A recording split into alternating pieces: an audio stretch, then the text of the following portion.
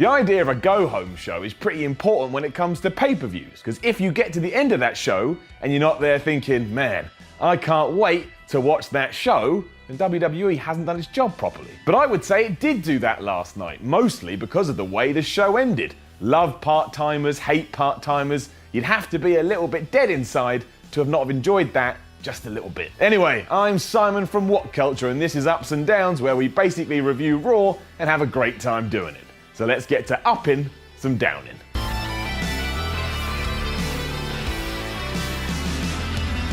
As already hinted at, the ending to Raw, where Bill Goldberg, Brock Lesnar and The Undertaker had a stare down, was absolutely awesome, so clearly that gets an up. It instantly made me want to see the three go at it at the Royal Rumble and maybe even WrestleMania itself. I mean, that's not going to happen, because if you did do that, you're taking someone out of another match, because you could have Goldberg versus Lesnar and then Taker versus somebody else. But would I enjoy that?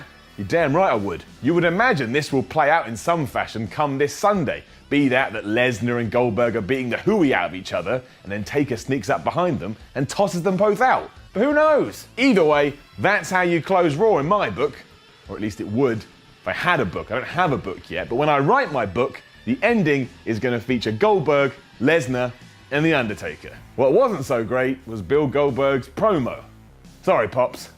Gotta give it a down. Now, there's a very good chance that Goldberg had actually concussed himself before he did his interview when he smashed his head into the door, but even so, that did mean it was awkward and a little bit uncomfortable, and that doesn't make for very good television. Thankfully, when it came to shouting at Lesnar, Goldberg was back to his old and intense self, and I genuinely believed he may walk up the ramp and kick his ass for real.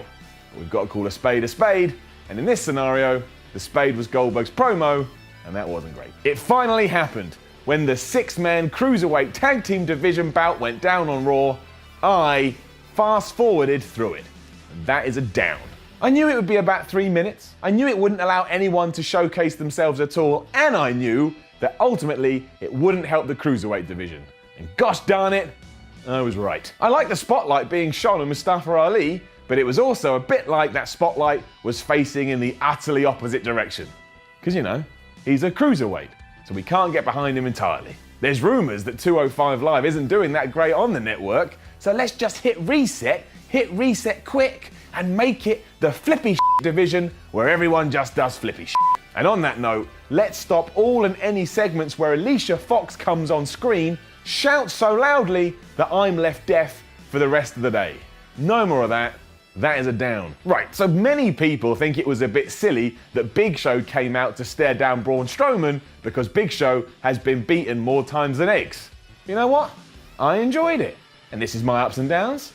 Just getting it up. If Strowman is the guy to toss Big Show from the Royal Rumble, that's only going to add to his momentum. Because usually when it comes to the Rumble, Show has to be eliminated by about 72,609 people. So if this one dude can do it by himself, WWE can hammer that home for weeks, months, years. Also, Show has been away for a while, so allowing him to come back and reaffirm him as somewhat of a force, even if that's only for a week, is better than him coming back and being showcased as a joke. So that makes sense. I was alright with it. I don't know what I thought about the 8-man tag match between Enzo and Cass and the New Day versus Strowman, Jinder, Rusev and Titus. I kind of liked it because of everybody's reaction to Braun. That was just fun. But ultimately, this was utterly pointless, didn't need to be on the show, and therefore it gets a down. I guess the biggest problem was that it felt like WWE had just thrown all these guys together so they had something to do. And when you do that, it becomes filler, and therefore feels like filler. So as we've now established, it's just filler.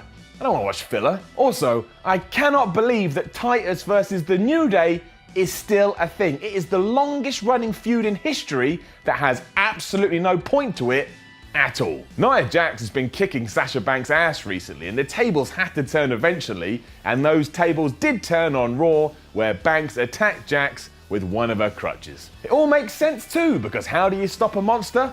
With a weapon. And if that weapon can be a trick weapon, then that's all the better still. I'm still not sure how this all progresses down the line. I mean, how many matches can we actually get out of this? But week to week it's done well, it's told a story, so far, so good.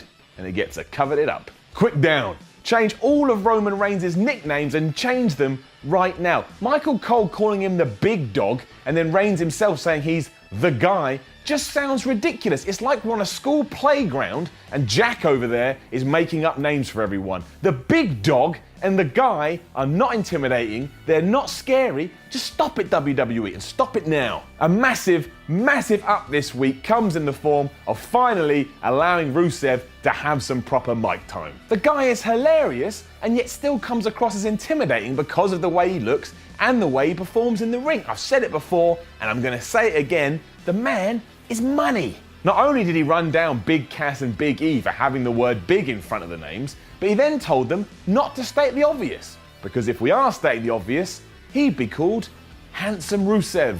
That's gold right there, and his delivery is spot on. I'm going to lay my claim right now. This won't happen, obviously, but I want Rusev to win the Royal Rumble, and then I want Rusev to go on to Mania and win the title, and then I hope he never loses it. Right, okay.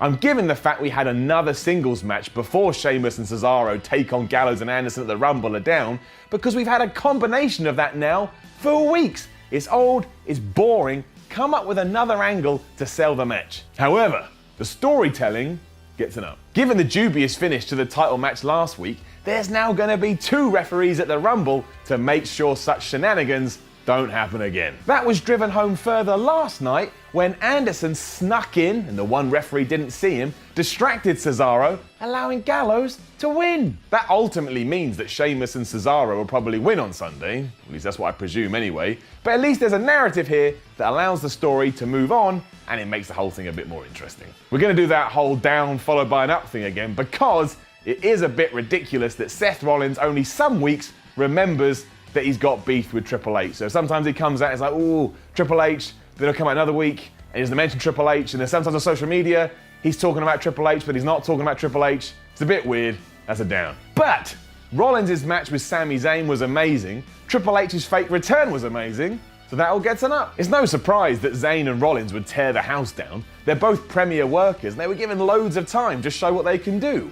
And that pedigree on the apron was brutal. That got better still when Zayn rolled up Rollins after Triple H's music played. The best part though was Seth looked all mad and like he was ready to kick someone's ass, and the crowd's reaction was fantastic. This also furthers that program, gets Zayn in the Rumble, and when all was said and done, it was wrapped up in a nice little package, and everybody loves nice little packages. And that was Raw, the Raw before the Royal Rumble, and I think WWE did a decent job in getting you and I excited about their pay-per-view. On top of that, who actually is going to win the Royal Rumble? I don't know. You don't know. Maybe even Vince McMahon doesn't know. But that's all good because it makes it more exciting and it makes it more interesting. Now, don't forget to leave a comment below and let us know what you thought about Raw. And then like, share, and subscribe. You can even come follow me on Twitter at SimonMiller316. I'm Simon from What Culture, and the question this week is simple. Will Triple H be at the Royal Rumble, or will Triple H be on the Raw after the Royal Rumble? Make your choice. Let me know. The winner gets absolutely nothing.